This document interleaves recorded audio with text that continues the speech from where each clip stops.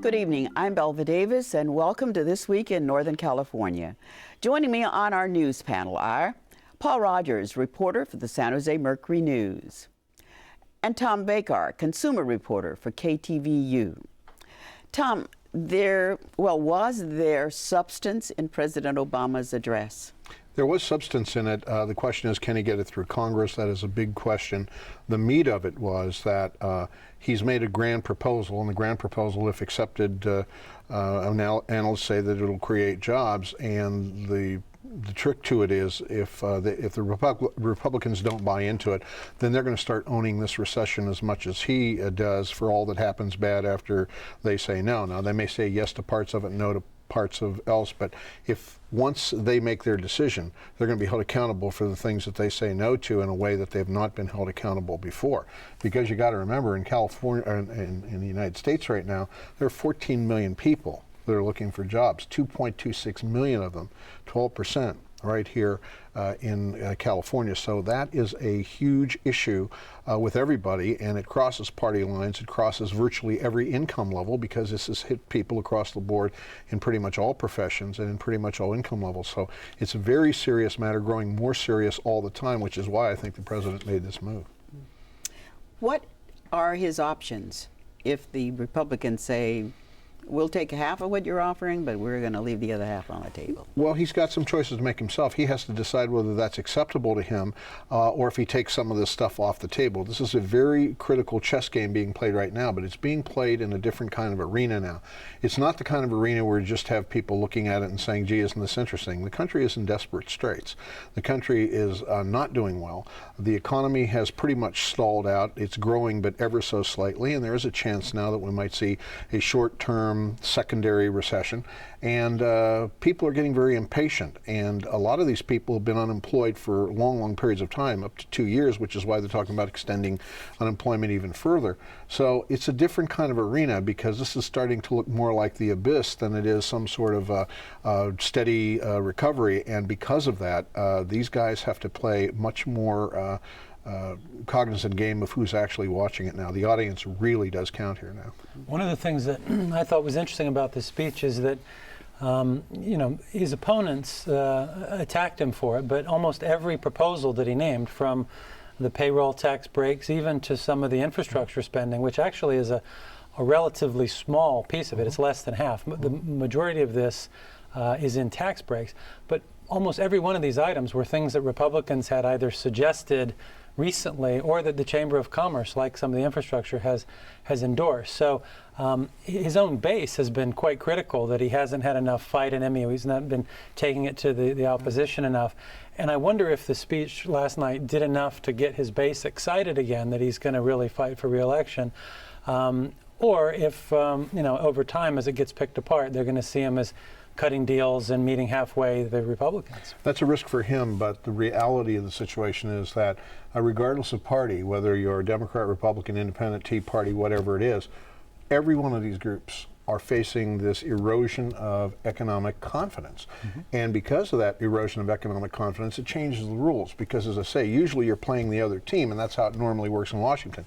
Right now, the crowd is way more important, because the crowd has had it. The crowd is, every poll says that they're tired of this, that they want something done, they want some answers, and they are willing to accept some things that maybe they don't want if something gets done. But if they continue to see this kind of nonsense going on between these two parties to primarily preserve their own power and to win more power, they're not going to accept that well. So as a result, I think that Mr. Obama has played a big card, and now it's going to be up to all the rest of the players to see, how the game goes. But it is not a game to the people that are impacted by this. Many people out of work now, going on 2 years. Yeah, as you said, California had second highest unemployment rate. Our Governor Brown, had his own proposal that he was trying to get through the legislature to provide some relief. How is that looking? Because you still have the same Republican people in the legislature who said no to him before. Well, it has to do with a couple of Republican votes that he needs and apparently have been pledged, and the plan would would basically be for those companies that are not in California but selling things in California, they would pay taxes based on what they sell in California, and that would generate about $1 billion that would be given back to California businesses in the forms of tax breaks and even some income tax breaks for personal income tax. The idea being to help stimulate the economy. We're down to the last hours of the session right now, and when we walked into the studio, it still hadn't been voted on because there are 249 other things that have to be dealt with as well.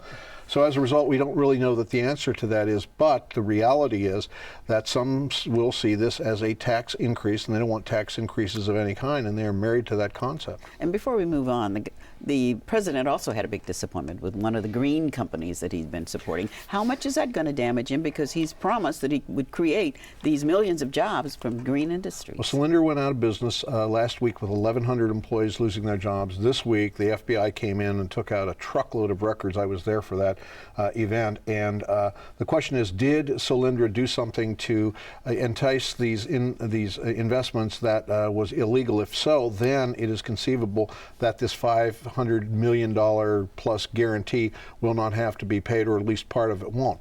The other side of that, though, is that the history of the United States, from the railroads to the oil companies, everything else, was that fledgling industries got government help, and not all of them were successful. The question is, will we remember that this time around? And we move to another hot topic, and that is PG&E.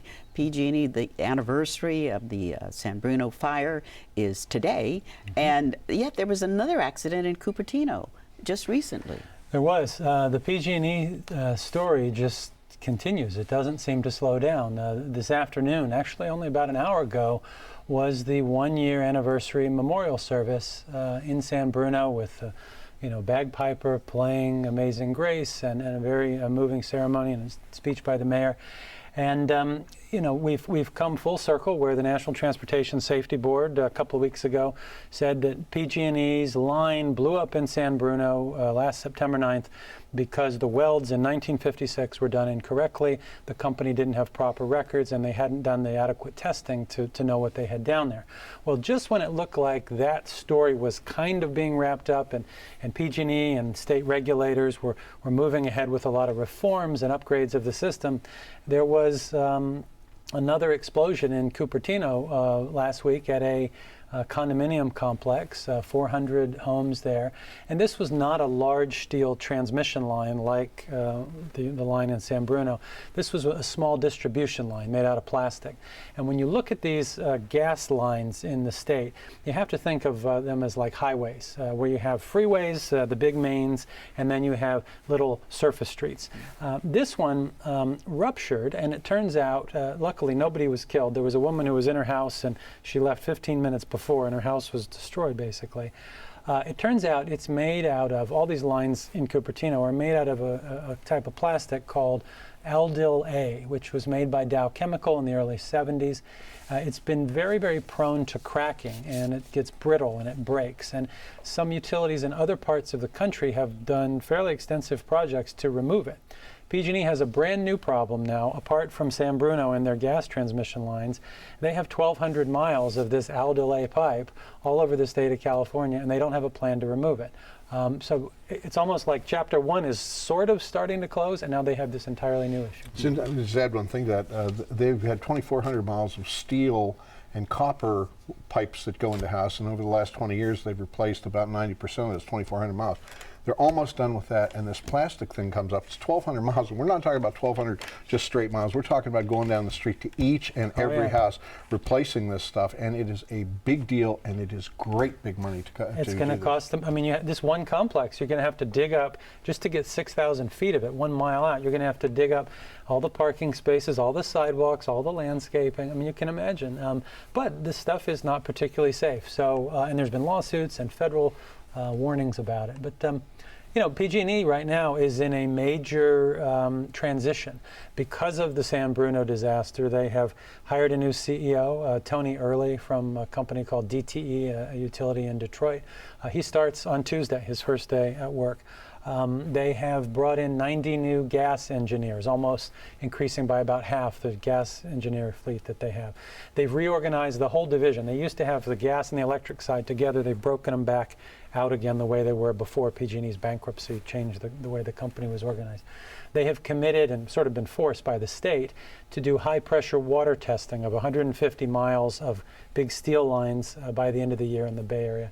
And they've committed to putting in 228 new automatic shutoff valves. The question is, that's part of a big $2 billion plan to upgrade lines in the next 3 years. And PG&E wants the public, the ratepayers, to pay 90% of that. And a lot of political leaders like Jackie Spears saying, hold on a minute, that's way too much. So that fight's going to continue for the coming months. So for PG&E, this was not a week with any good news. No. Yeah, you can't really say they're putting either one behind them. They're starting to, but then they have this other issue coming up again. All right. My thanks to both of you for joining us here tonight.